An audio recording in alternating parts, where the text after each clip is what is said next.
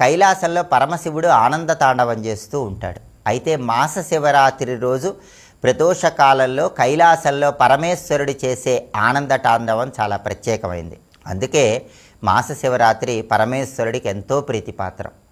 మాస శివరాత్రి రోజు ఎవరైతే ప్రదోష కాలంలో శివాభిషేకం చేస్తారో వాళ్ళు పరమశివుడి సంపూర్ణమైన అనుగ్రహానికి సులభంగా పాత్రలు కావచ్చు.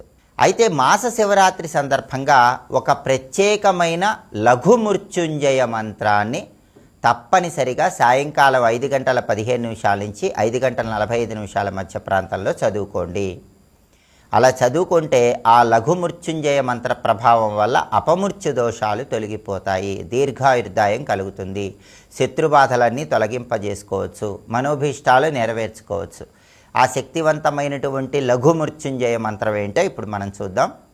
ఓం సం ఓం ఓం ధ్వం.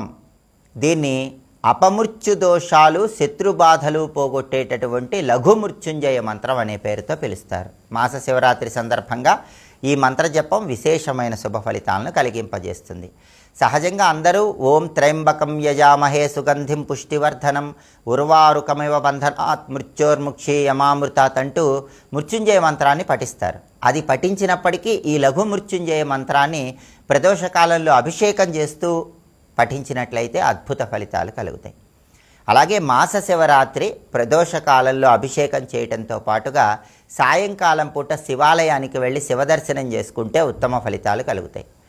శివదర్శనం చేసుకోవడంతో పాటు శివాలయంలో శివుడికి హారతులు ఇస్తారు. నంది హారతి, నాగహారతి, సర్పహారతి, ఇలా రకరకాల హారతులు ఇస్తారు. శివాలయంలో ఆ హారతులు దర్శిస్తే శివుడి సంపూర్ణమైన అనుగ్రహం కలుగుతుంది. అలాగే కుటుంబంలో ఎలాంటి చికాకులున్నా, కుటుంబ కలహాలున్నా, కుటుంబపరమైన ఒత్తిడులున్నా అవన్నీ పోగొట్టుకోవాలంటే మాస శివరాత్రి సాయంకాలం పూట పరమేశ్వరుడి ఆలయ ప్రాంగణంలో కొబ్బరి నూనెతో దీపారాధన చేసుకోండి.